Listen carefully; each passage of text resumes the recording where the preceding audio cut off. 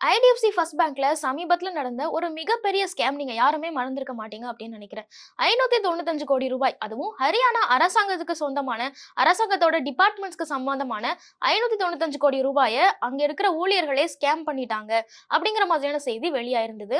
இதை தொடர்ந்து IDFC first bank 2 முக்கியமான நடவடிக்கை எடுத்திருக்காங்க அவங்களோட செக்யூரிட்டி சிஸ்டம் ஸ்ட்ரென்தன் பண்றதுக்காக. இது என்ன ஸ்கேம், இதனால யாரு பாதிக்கப்பட்டாங்க, இதனால மக்களுக்கு என்ன ஒரு பயம் ஏற்பட்டுச்சு, அதை போக்குறதுக்காக ஐடிஎஃப்சி ஃபர்ஸ்ட் பேங்க் இப்போ உருவாக்கி இருக்கிற இந்த செக்யூரிட்டி சிஸ்டம் என்ன அப்படிங்கிறது தான் இந்த வீடியோல டீடைலா பார்க்க போறோம். சில வாரங்களுக்கு முன்னாடி ஐடிஎஃப்சி ஃபர்ஸ்ட் பேங்க்ல கிட்டத்தட்ட 595 கோடி ரூபாய் அளவுக்கு ஸ்கேம் நடந்திருக்கு அப்படிங்கிற ஒரு செய்தி வெளியா இருந்தது. இது இந்தியா முழுக்க ஒரு மிகப்பெரிய பேசு பொருளா மாறி இருந்தது. ஏன்னா ஐடிஎஃப்சி ஃபர்ஸ்ட் பேங்க் அப்படிங்கிறது பங்குச்சந்தையில லிஸ்ட் ஆன ஒரு கம்பெனி. ஸோ பங்குச்சந்தையில முதலீட்டாளர்களுக்கும் இது ஒரு பயத்தை ஏற்படுத்தியிருக்கும், அந்த பேங்கோட வாடிக்கையாளர்களுக்கும் கண்டிப்பா இது ஒரு பயத்தை ஏற்படுத்தியிருக்கும். ஸோ இது மட்டும் இல்லாம ஒரு பிரபலமான பேங்க்ல இந்த மாதிரியான ஒரு ஸ்கேம் நடக்குது அப்படிங்கிறது சாதாரண மக்கள் மத்தியிலும் இது மிகப்பெரிய கேள்விக்குறியா எழுந்தது. இது ஏன் இவ்வளவு பெருசா ஆச்சு அப்படின்னு கேட்டீங்கன்னா, இந்த ஸ்கேமால பாதிக்கப்பட்டது யாரு அப்படிங்கிறது தான் இந்த விஷயத்தை ரொம்ப பெரிய பேசு பொருளா மாத்துச்சு. பாதிக்கப்பட்டவங்க யாரு அப்படின்னு கேட்டீங்கன்னா, ஹரியானா கவர்மெண்ட். அதாவது ஹரியானா கவர்மெண்ட் அவங்களோட டிபார்ட்மெண்ட்ஸுக்காக டிரான்சாக்ஷன் பண்ணுவாங்கல்ல, அந்த அக்கௌண்ட்ல தான் இந்த பிரச்சனை நடந்திருக்கு. இதை எப்போ கண்டுபிடிக்கிறாங்க அப்படின்னா, அந்த டிபார்ட்மெண்ட்டை சேர்ந்தவங்க அந்த பணத்தை எடுக்கிறதுக்காக ட்ரை பண்ணியிருக்காங்க. அப்பதான் அவங்க அக்கௌண்ட்ல எந்த பணமுமே இல்லை அப்படிங்கிறது அவங்களுக்கு தெரிஞ்சிருக்கு. உடனே கம்ப்ளைண்ட் ரைஸ் பண்ணி இதை விசாரணைக்கும் உட்படுத்தியிருக்காங்க.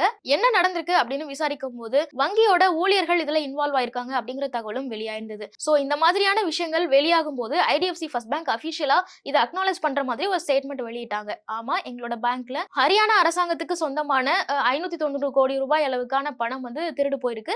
சம்பந்தப்பட்டவங்களை நாங்க தீவிரமா விசாரிச்சுட்டு இருக்கோம், கூடிய சீக்கிரத்துல இதெல்லாம் நாங்க சரி பண்ணிடுவோம் அப்படிங்கிற மாதிரி ஒரு ஸ்டேட்மெண்ட்டும் அபிஷியலா செபிக்கு கொடுத்தாங்க. ஏன்னா ஐடிஎஃப்சி ஃபர்ஸ்ட் பேங்க் ஒரு லிஸ்டட் கம்பெனி அப்படிங்கிறதுனால இங்க இந்த மாதிரியான பிரச்சனைகள் நடக்குது அப்படின்னா அது ஆப்வியஸா அவங்க முதலீட்டாளர்களுக்கு தெரிவிச்சாகணும் செபி மூலமா. அதனால செபிக்கு இது ஒரு லெட்டரா கொடுத்திருந்தாங்க. சோ இது பங்கு சந்தையில இவங்களோட ஸ்டாக்லயும் மிகப்பெரிய ஒரு தாக்கத்தை ஏற்படுத்துச்சு. கிட்டத்தட்ட 10% மேல ஐடிஎஃப்சியோட பங்குகள் விழுந்தது அப்படிங்கறத பார்க்க முடிஞ்சது. இது சூழ்நிலையில இந்த கேஸ் என்ன ஆச்சு அப்படின்னு பார்க்கும்போது ஆப்வியஸா இன்வால்வ் ஆயிருக்கிறது ஹரியானா கவர்மெண்ட் இல்லையா.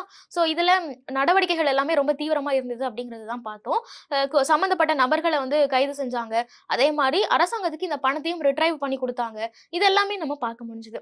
இதை தொடர்ந்து இந்த கேஸ் ஓகே ஓரளவுக்கு சால்வ் ஆகுற மாதிரி தெரியுது அப்படின்னு பார்த்தாலும் மக்கள் மனசுல ஒரு பயம் இருக்கும்ல. இனிமேல் போய் நான் இந்த பேங்க்ல அக்கௌண்ட் ஓபன் பண்றதா, அப்படியே ஓபன் பண்ணாலும் கொஞ்சம் பெரிய அமௌண்ட்லாம் இதுல நான் போட்டு வைக்கலாமா, நாளைக்கு எனக்கும் இதே மாதிரி ஆயிடுச்சுன்னா என்ன பண்றது, ஒரு கவர்மெண்ட்டுக்கே இப்படி நடந்திருக்கு, அப்ப ஏன் பணம் எப்படி சேஃபா இருக்கும் அப்படின்னு கேள்விகள் இருக்கும்ல. சோ மக்கள் மனசுல இருக்கிற அந்த கேள்விகளுக்கெல்லாம் ஒரு கிளாரிபிகேஷன் கொடுக்கணும் அப்படிங்கிறதுக்காக தான் ஐடிஎஃப்சி ஃபர்ஸ்ட் பேங்க் இப்போ புதுசா ஒரு செக்யூரிட்டி சிஸ்டத்தை அறிமுகப்படுத்தியிருக்காங்க. அதுல அவங்க 2 விஷயம் பண்றாங்க. முதல் விஷயம் இமெயில் வெரிஃபிகேஷன். நீங்க ஐடிஎஃப்சி ஃபர்ஸ்ட் பேங்க்ல அக்கௌண்ட் வச்சிருக்கீங்க, கொஞ்சம் அதிகமான அமௌண்ட்ல ஒரு செக் டிரான்சாக்ஷன் பண்றீங்க அப்படிங்கும் பட்சத்துல உங்களோட அந்த ரெஜிஸ்டர்ட் அக்கௌண்ட்ல நீங்க என்ன இமெயில பின் பண்ணிருக்கீங்களோ அந்த இமெயிலுக்கு ஒரு வெரிஃபிகேஷன் சென்ட் பண்றாங்க.